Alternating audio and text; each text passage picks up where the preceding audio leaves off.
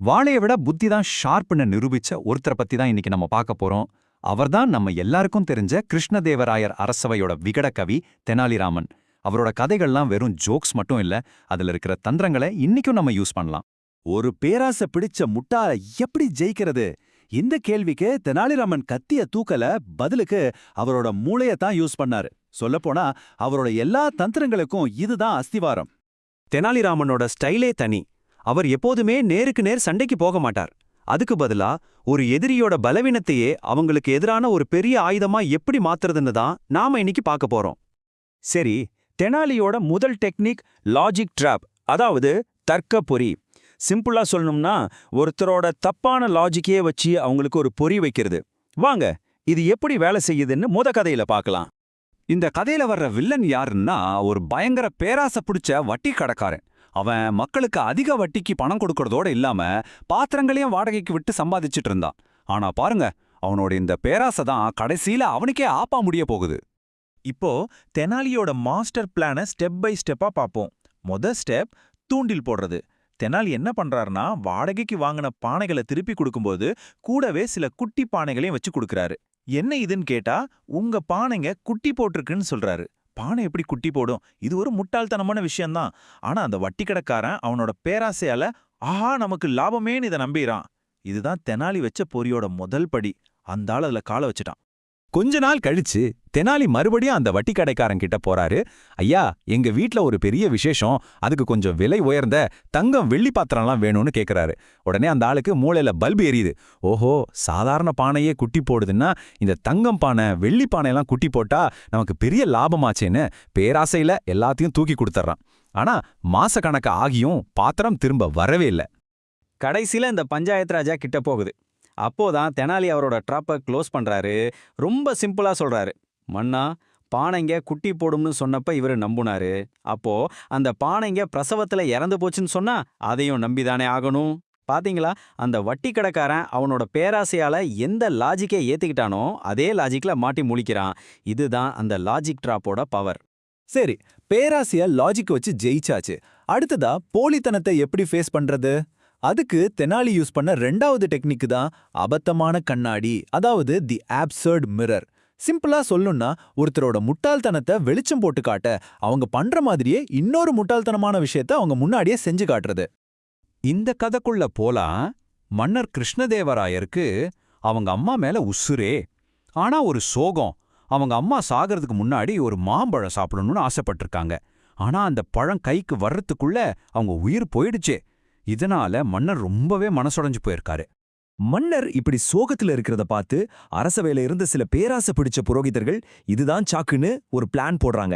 அவங்க ராஜா கிட்ட போய், மன்னா, உங்க அம்மாவோட ஆத்மா சாந்தி அடையணும்னா நீங்க எங்களுக்கு 108 தங்க மாம்பழங்களை தானமா கொடுக்கணும்னு சொல்றாங்க. அந்த நேரத்துல இருந்த துக்கத்துல ராஜாவும் சரின்னு சொல்லிடுறாரு. இந்த விஷயம் தெனாலியோட காதுக்கு போகுது. அடடா, இவங்களுக்கு ஒரு பாடம் கத்துக் கொடுக்கணுமேன்னு முடிவு பண்றாரு. உடனே அந்த 108 புரோகிதர்களையும் எங்க அம்மாவோட திதிக்கு நீங்க எல்லாரும் கண்டிப்பா வரணும்னு சொல்லி வீட்டுக்கு கூப்பிடுறாரு. புரோகிதர்களெல்லாம் வீட்டுக்கு வந்ததும் தெனாலி கதவை சாத்திட்டு நல்லா பழுக்க காய்ச்சின இரும்பு கம்பியோட வர்றாரு. வந்த வேகத்துல ஒவ்வொருத்தருக்கும் சூடு வைக்க ஆரம்பிச்சிடுறாரு. அவங்க அலறி அடிச்சுக்கிட்டு ராஜா கிட்ட ஓடி போய் புகார் சொல்றாங்க. அப்போ தெனாலி ரொம்ப அமைதியா விளக்குறாரு. மன்னா, எங்க அம்மா வலிப்பு நோய் வந்து செத்துட்டாங்க.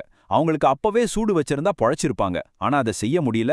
அதுக்கு பரிகாரமா தான் இவங்களுக்கு சூடு வச்சேன். பாருங்க, தங்க மாம்பழம் கொடுத்தா ராஜாவோட அம்மாவோட ஆத்மா சாந்தி அடையுங்கிறது எவ்வளோ பெரிய முட்டாள்தனமோ அதே மாதிரி ஒரு முட்டாள்தனத்தை இவங்களுக்கு செஞ்சு காட்டினேன். அவ்வளோதான். இதன் மூலமா அந்த புரோகிதர்களோட போலித்தனத்தை ராஜா முன்னாடி அம்பலப்படுத்திட்டாரு. நம்ம லிஸ்ட்ல மூணாவதா இருக்கிற டெக்னிக் முழுக்க முழுக்க ஒரு ஸ்டேஜ் பெர்ஃபார்மன்ஸ் மாதிரி. ஒரு பாயிண்ட்டை ப்ரூவ் பண்றதுக்காகவே ஒரு நாடகத்தை நடத்துறது, ஒரு மாயையை உருவாக்குறது. வாங்க அதை பத்தி பார்க்கலாம். அப்போ போரில்லாத அமைதியான காலத்துல அரண்மனை குதிரைகளை மெயின்டைன் பண்றதுக்காக ஒவ்வொரு குடிமகனுக்கும் ஒரு குதிரையையும் அதை பாத்துக்கிறதுக்கு பணத்தையும் கொடுத்தாங்க. ஆனா நம்ம தெனாலி என்ன பண்ணாரு தெரியுமா? அந்த குதிரைய ஒரு சின்ன ரூம்ல அடைச்சு வச்சுட்டு அதுக்கு பேருக்கு கொஞ்சமா புல்ல போட்டுட்டு மீதி பணத்துல நல்லா சாப்பிட்டு உடம்பே ஏத்துனாரு. பாவம், குதிரை மட்டும் எலும்பும் தோளுமா ஆயிடுச்சு. ஒரு நாள் ராஜா எல்லா குதிரைகளையும் இன்ஸ்பெக்ஷன் பண்ண எல்லாரையும் கூப்பிடுறாரு. தெனாலி மட்டும் வரல. ஏன் வரலன்னு கேட்டதுக்கு, ஐயோ மன்னா, என் குதிரை பயங்கர முருட்டுத்தனமா இருக்கு, அதை வெளியில கொண்டாடவே முடியலன்னு ஒரு ஸ்டோரிய சொல்றாரு.